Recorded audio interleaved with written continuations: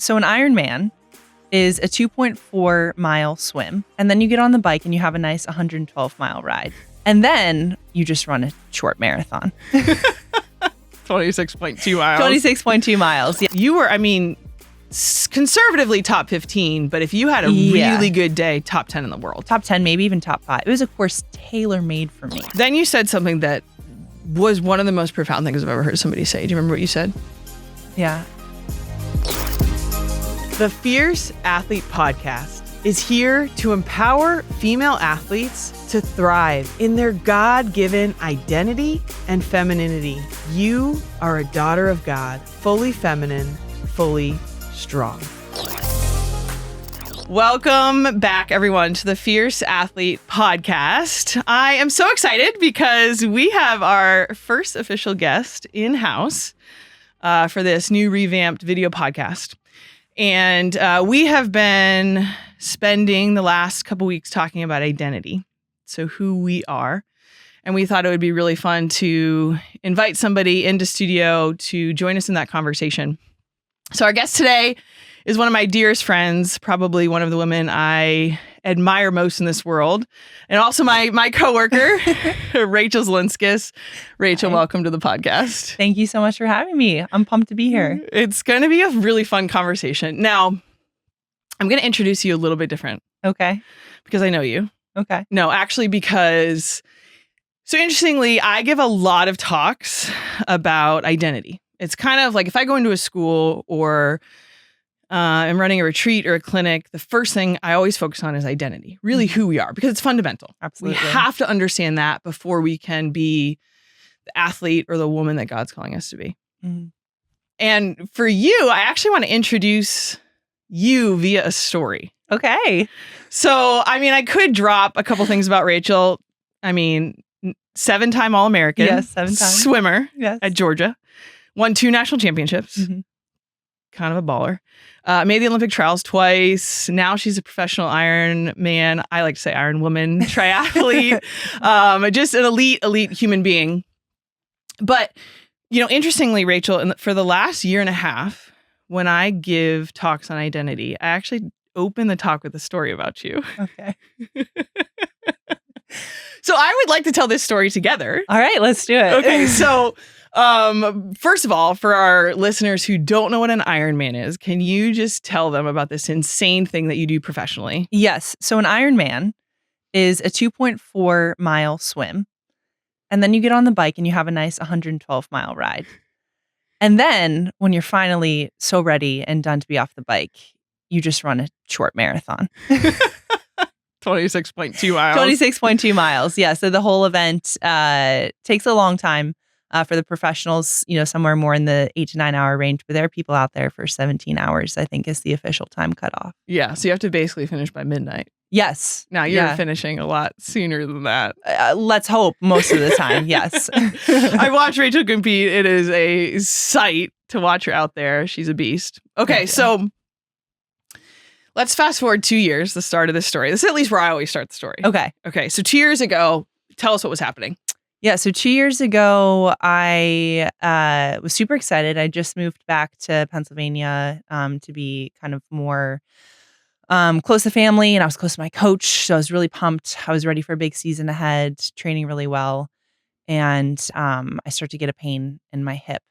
And I was just coming off of 2 previous stress fractures, and it kind of started to feel that way again. So I got an MRI, and sure enough, I had another stress fracture in my femoral neck, which is like the worst place. Big bone, and it's really risky because if the femoral neck fractures the whole way across, it's not good. So I had to stop running completely. And yeah, it was tough.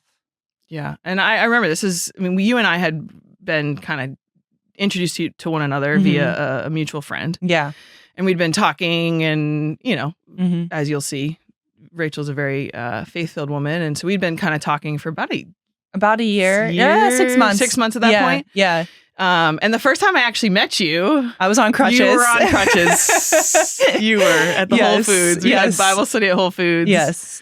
Met you. You were on crutches. Okay, so you're on crutches. You're not able to run, but you're still able to swim and bike. Yes. Yeah. So I took a kind of a good week of not doing anything. And then I was motivated and said, let's get back on the bike and let's get in the pool. So I started knocking out long rides and 10,000 yard swims and, the normal restful things people do when they're hurt. 10,000 yard swims. Okay. Okay. So you're kind of able to train, but yes. I know that summer there was a kind of a race in sight, Lake Placid, which is one of the kind of the iconic Ironmans. Yes. One of my favorite races. Stunning. Yes. Lake Placid, New York. But I remember leading up, basically, you were unsure whether you were going to be able to race. What was kind of the determining factor to racing? So in my previous stress fractures that I had before, it was kind of more of a cut and dry timeline. It was like 6 weeks of offloading the running and then was gradually able to start building it back in. This time was a little bit different though.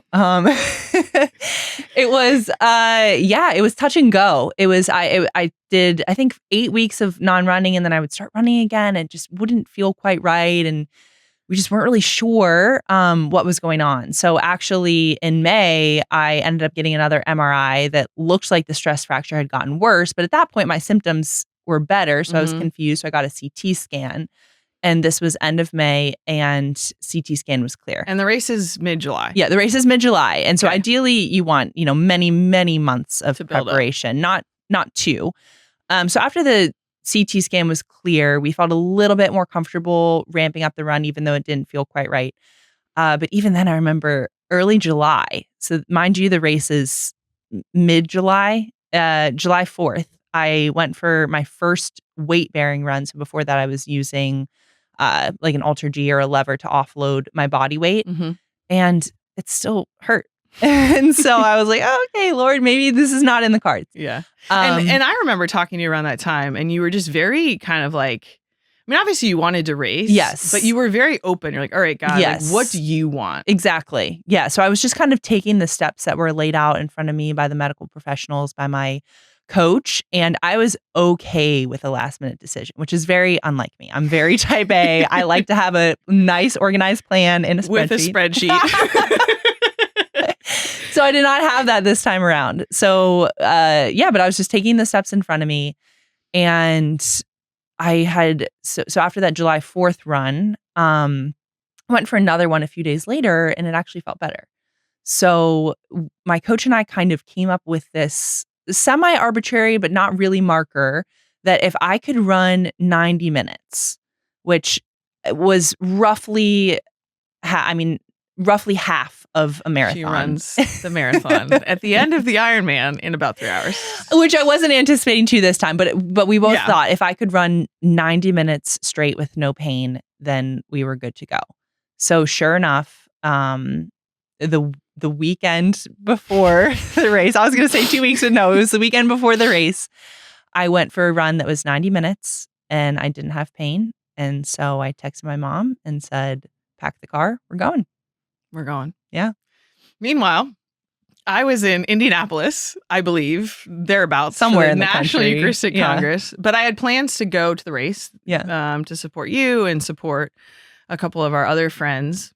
And I remember like talking to you before and you're like, and you could speak into this a little bit, but you just kind of have this openness. You're like, I just want to race free. Like just whatever. Like I remember being so struck by your posture and I've learned a lot from that posture because you know me, I'm intense and I want everything to be perfect. But in the Ironman world, when you're out there for 9 hours, it's never perfect. Yeah. Right. And so you had this just kind of openness to whatever the day brought. Mm-hmm. So I end up driving basically overnight to get there and slept in a minivan, I believe, maybe in a parking lot. Maybe we should share that, but I did because I wanted to be there for you and for other friends and just see what the Lord had in store. Mm-hmm. So pre-race, yes, we prayed together. Yes, we did. And then you were off. Yeah. Tell us about the race. Yeah, so it was kind of funny because from the start, just this whole approach, it was very unlike me. Just to have this more laid back, but with intensity, I'll say, because I take all of this very seriously. And what was on the line for this race was my last chance to qualify for the World Championships that year, and I I didn't feel an intense amount of pressure, just the way that my season had gone, but I wanted to take the chance. So I wanted to take the risk. And but I had to adopt this laid back approach, because if I didn't, and then, going into the race, and I would have been devastated had I not been able to. So I was just very open to, if it was meant to be, then the Lord would allow it. And if I wasn't supposed to be at the World Championships that year, then he would make it very clear. And so anyways, I had this approach. I was just so happy before the start of the race. And then, we're all lined up, and then they messed up the starting gun, and I didn't even have my goggles on, and the gun goes off. And the second the gun goes off, it's like my parents used to call the eye of the tiger. It was like goggles on and I am out. Yeah. And I just remember I had an excellent swim, one of the best swims of my life. Now, pause. I'm going to pause it here for our listeners. So Rachel, All-American swimmer. Yes. National champion. Yes. But a distance swimmer. Yes, distance swimmer. And so every Ironman race that Rachel does, I've witnessed a couple at this point, you're in the top, whether you're leading or you're like in the top, you come out of the water first, or in the lead group, essentially. Yeah. Okay, go ahead. Yeah. So I did come out of the water in the lead group. Myself and another woman, another fantastic All-American Olympic trial swimmer. And so we get on the bike, and we start the bike, and I'm with her. And the Placid bike is savage. It's so hilly. Yeah. I've ridden the route. Yeah. Just for kicks. Yeah. And you're climbing mountains. It's honest. It's in the Adirondacks? Yes, Adirondack Mountains. Yes. So yeah, nice shot there. So yeah, so we take off on the bike, and there's rules. So Ironman is non-drafting, but you can stay within a certain distance of each other. So there were 3 of us, another woman who had another fantastic swim, caught up to myself and the other woman that were in the lead of the race, and the 3 of us were kind of working together, taking turns at the front of the race, all 3 of us together, and it's a 2-loop course. So you do one of the savage loops, 56 miles. Yes. And then you go out for another 56-mile hilly loop. And so at the end of the first loop, you climb the whole way back up into town. So you go up right by Whiteface Mountain, which is like an epic skiing mountain. And there's 3 climbs there called the 3 Bears, or other choice words that some people like to call them, but I say 3 Bears. And so we're heading up, and I'm at the front at this point, and I'm not really trying to. But all of a sudden I turn around and I'm by myself. Yeah, I'm tracking you, and it was all of a sudden like, oh, she's a minute ahead. Oh. Like, you just suddenly were like, so gone. I wasn't necessarily trying to, but I am a good climber on the bike. I love to go up the hills. I don't always love to go down them, but I do love to go up them. That way. And so I head back out on the second loop, and my lead just starts to build. So I think I came off of the bike with a 5-minute lead, which in an Ironman, even for as long of a race as that is in the professional field, that's quite a gap. And I knew, of course, that I didn't have the best run lead up. The week. AKA none. 2 weeks of body weight running. Yeah. But I just was so happy to be out there. And I did have a little nagging pain in my foot that started, though. That's a whole other element of the story. But yeah, so I go out on the run, and I knew that I was going to get caught, but I also knew that I had a good shot at maintaining a solid enough position at that point to solidify a world championship slot. It got to the point where my foot was so bad that I didn't think I was going to be able to finish. And in fact, I finished the race and I could barely put any weight on it. So I think by the end of the race, I was just running on the outside of my foot. But I did finish 4th, and there were 4 world championship slots. So I think another woman had already qualified, but for dramatic effect, I got the 4th slot. Yeah, and it was quite the day. It was beautiful for me for the first time to watch you race live, and just you're intense, like you're fierce. Like, I mean, on this podcast, people are saying like you're joyful, you're fun, you're sweet. Again, gun goes off, as your parents said, and it's Eye of the tiger. Like, I was on that hill and like screaming at you, and I don't even think you like you acknowledged me on the bike. You acknowledged me, but like you were just like in it. And there's moments where like I'll see you or I'll see my mom and I'll break out into a smile and I allow that moment, but then it's back right to back business. in. And you have to, right? Yes. It's that balance. You have to like, it's such a long, intense race. You have to let people into your pain for a second. Exactly. But it's pain cave and you were locked and you were loaded and had a great result, qualified for the World Championships. Okay, so let's talk about the World Championships. Yeah. Because that's really where this story, I know we're telling this fun story. That's really where this story kind of comes to a head. Yeah.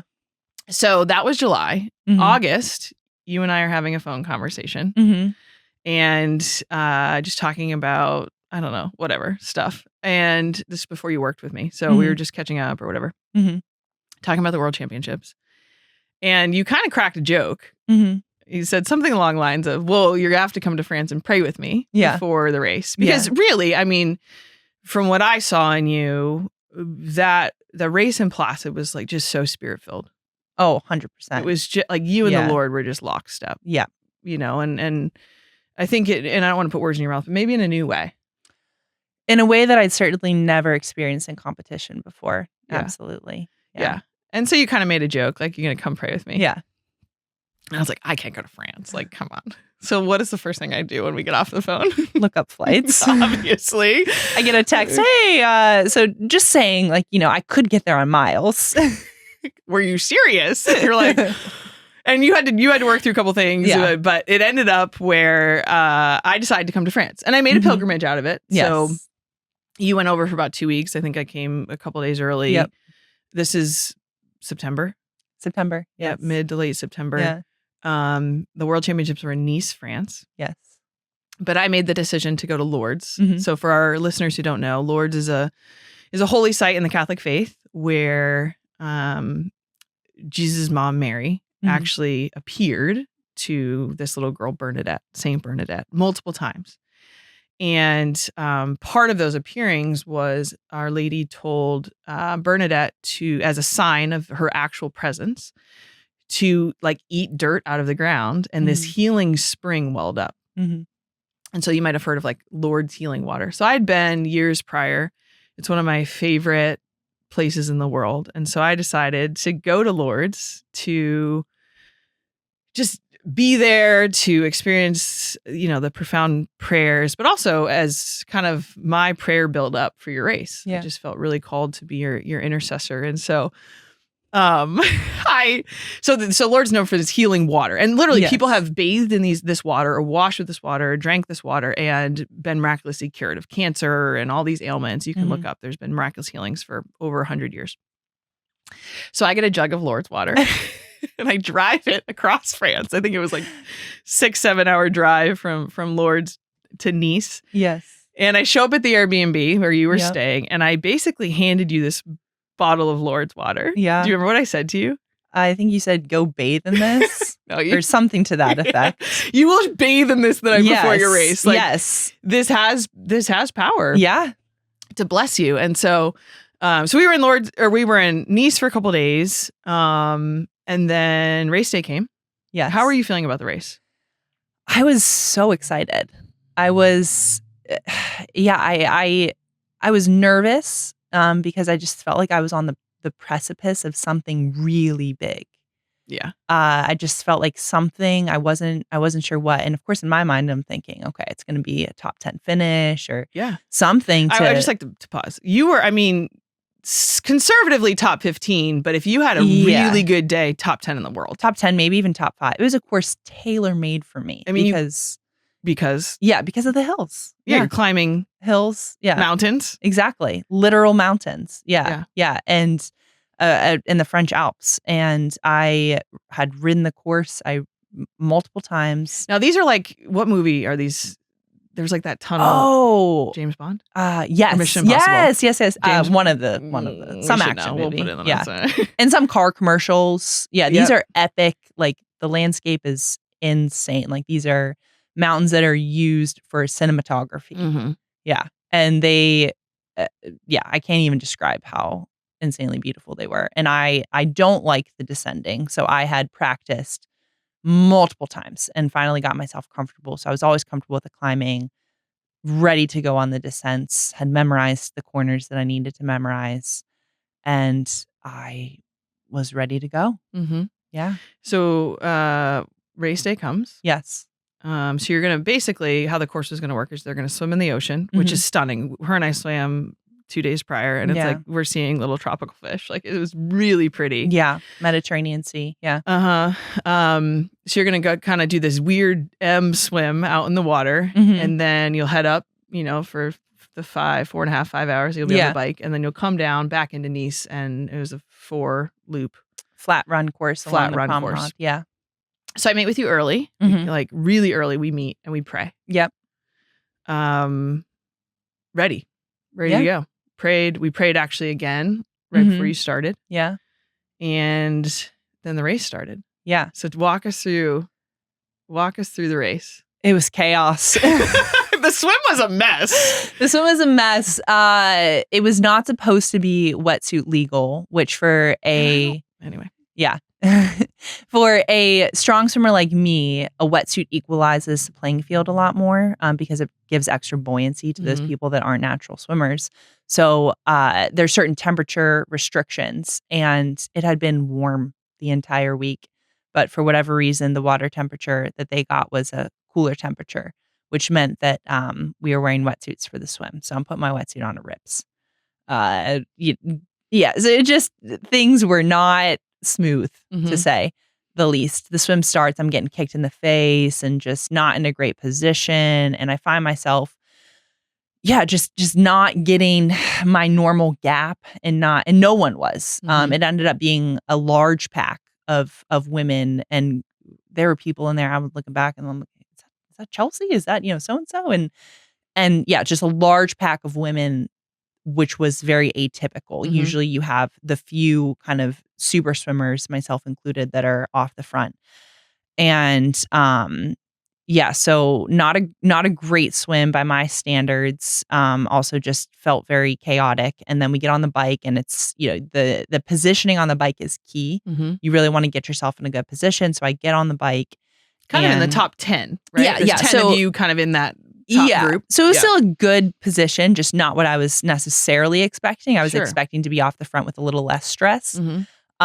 So I'm rushing through transition, and as a triathlete, you do anything to save time. So my shoes are already on the bike. I get on my bike, I put my feet in my shoes, and you have like some Velcro straps. Mhm.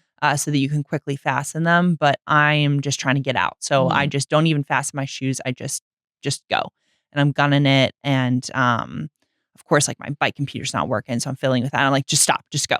And so I'm just booking it. And kind of the way the course works is you kind of weave in and out of town through some rollers before you hit the main climb. So I just knew I needed to get to the climb and get in good position.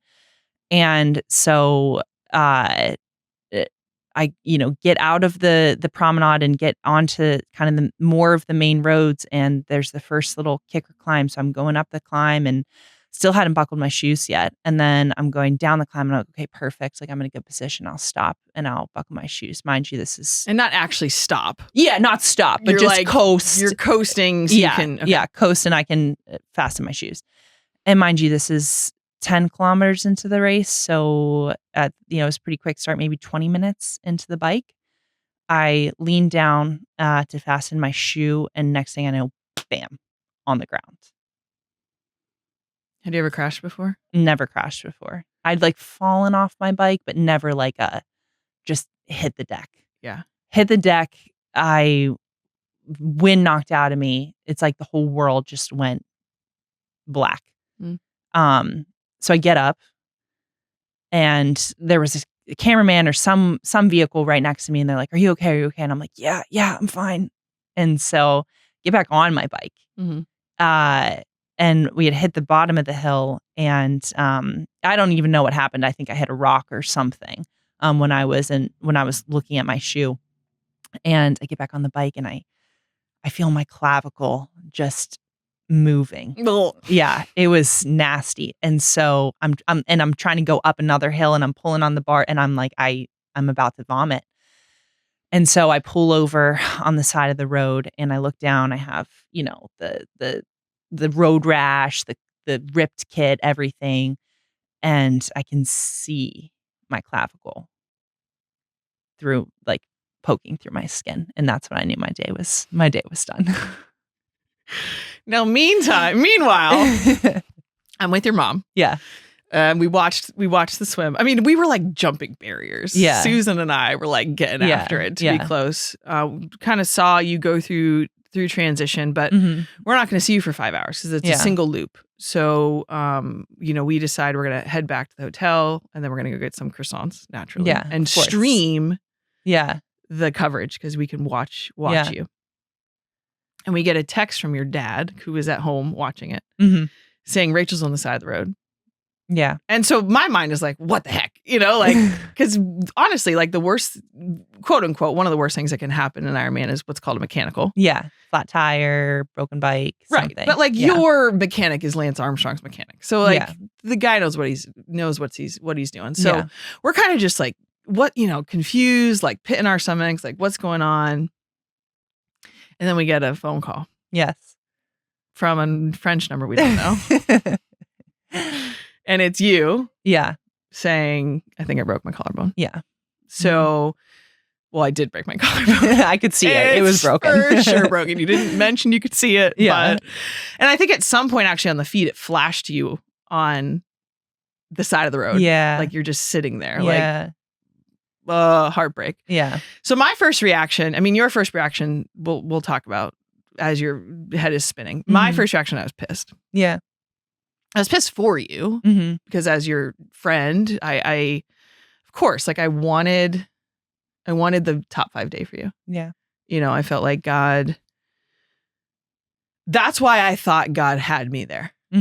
And I just, my response to those is strong reaction. That's how I respond.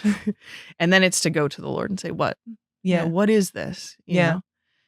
And he just said, you thought you were here to pray her into a top finish. He's like, you're here for this. Like, this is why you're here. You're here for her heart. It's like, okay, Lord, mission received. So we ended up figuring out the hospital you were most likely going to be taken to. Yeah. So your mom and I, we hop in the car, we go to the hospital. Yeah. You're delivered in ambulance eventually. Yeah. What was going through your mind as you're getting taken to the hospital? It was, I was crushed. I mean, I was confused. But mostly I was in a lot of pain. Yeah. A lot of physical pain. So honestly, it was just about getting to the next.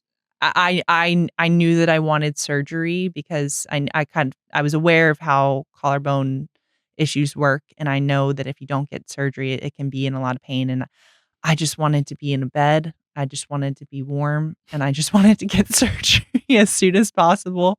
Also, because I just wanted to go to sleep as soon as possible. Yeah. Yeah. Yeah. And when you walked out of the ambulance, I mean, you were white. I was sick. You were in so much pain. Yeah. So what ended up happening is, I mean, not to speak for you, but you were in pain. Yeah. I was hearing the doctors in the back. Yeah, I don't your mom. remember everything. Essentially, because the bone had come out of the skin. Yeah.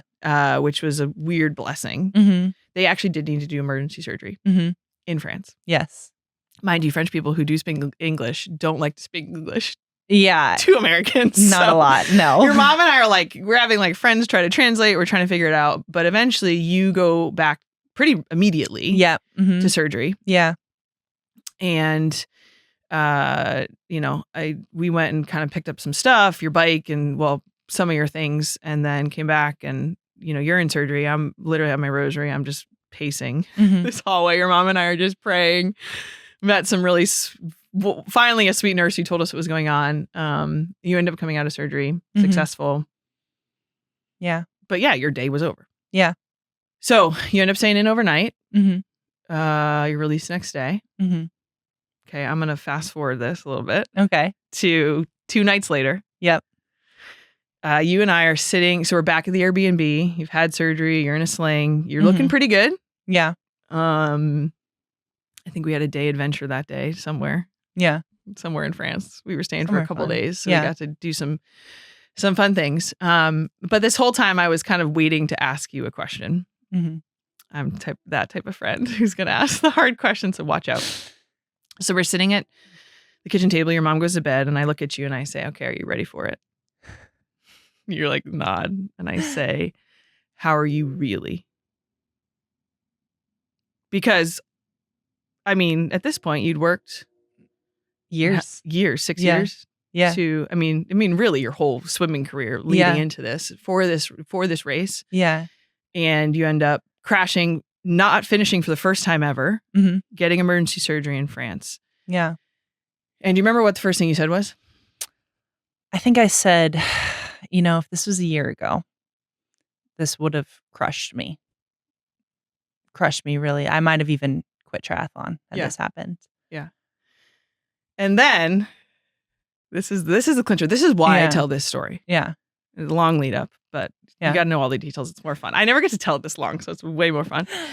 Then you said something that was one of the most profound things I've ever heard somebody say. Do you remember what you said? Yeah. So you set it up. If this happened a year ago, Mhm. I probably would have quit. Mhm. And then what'd you say? And I said, but I know who I am. Yeah. Still gets me, but I know who I am. Yeah. Like, how were you even able to say that? And what does that mean? Because when you said it, it was in total freedom. Mhm. I know who I am now. Yeah.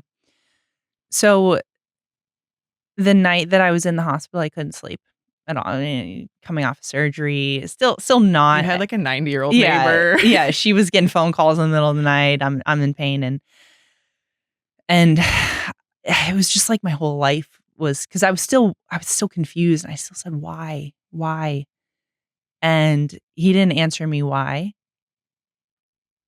He answered me who, and it was like my life flashing before my eyes, like a movie. Everything that I'd ever been through, like all my highs of swimming, becoming an All-American, getting a full scholarship to Georgia, making Olympic trials, but also my lows. Mm.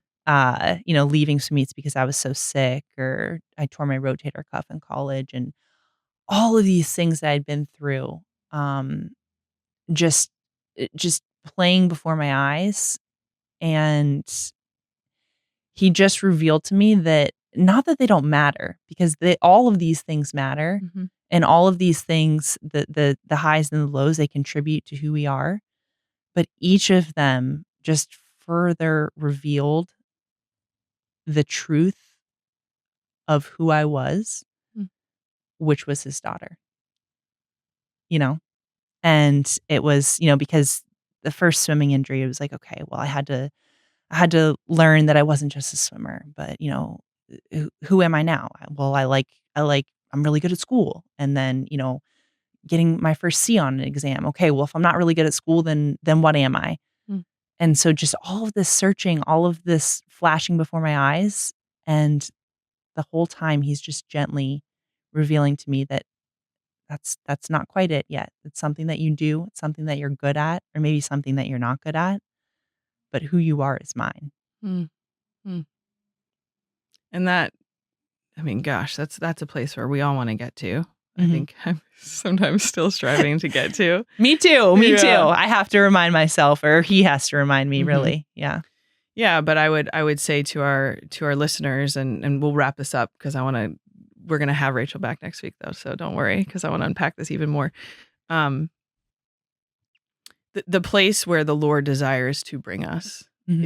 is to that place, and sometimes Yeah. it's crashing at a world championship, sometimes it's Mhm. standing on a podium, right? Yeah. It can happen in various contexts, and I think it happens over and over. He uses those moments to Yes. remind us, but Yeah. to our listeners, I think it's a really good challenge. So what we've been doing is we've been ending these episodes with a takeaway. Mhm. And for this week, I think it is that fundamental question of who am I? But I think we need to ask the Lord to reveal to us, Mhm. each of us, me, I mean, I want to do this again, Yeah. that fundamental truth. Yeah. That no matter what, at the end of the day, when I look at my life and look at everything that's happened, I can see that the whole time he's been calling me daughter. Mhm. and that he's allowing and using these circumstances to reveal that truth in a deeper way. Yeah, absolutely. I mean, in a beautiful way, if I know not everybody has the luxury of having a beautiful relationship with their earthly parents, but uh my parents and my mom, like when she comes to my competitions and you too, when you were there, you would have been ecstatic for me and all you want for me is to stand on the top of the podium. But at the end of the day, you're also the first people there at the side of the hospital bed. And that's, and that's the same is true with the Lord because we're his daughters. And it doesn't matter whether you win or whether you come in last or whether you succeed or whether you fail. At the end of the day, your father is there to give you an embrace. And when you embrace that from the Lord, it's like on a level that you have never felt on this earth. Mm-hmm. So, it's beautiful. Earlier, you said the night before the race, you knew something big was coming. mm-hmm. And as somebody who, like you said, loves and respects you deeply, I wouldn't trade what happened because that truth, that's the greatest thing that could have happened that day. Yeah, I wouldn't trade it either. Yeah. Amen. Yeah. Well, we're going to come back next week and we're going to talk about how that's unfolded since, because Rachel's triathlon career is not over, as you can maybe peep some, if you're watching, some sweet trophies behind her. But thank you for being here. Thank you to our listeners. Again, we would encourage you, come back next week. Rachel, as you can tell, has a beautiful story, but she also has a lot of wisdom behind that story, behind injury, behind different things. So I have some further questions I'm going to ask her, and we're going to get into it deeper. As a reminder, please give us a follow our Patreon page, leave us a review, leave us a comment. We are going to have some upcoming episodes where we're going to answer your questions. So if you have a question for me, for Rachel, for Juliana, please ask that on our Patreon page. But until next week, know of our prayers for you, and know that especially we'll be praying that you hear the voice of the Lord reveal his deepest love for you. Thanks, everybody. Amen. Thank you for joining us. And remember, be fierce.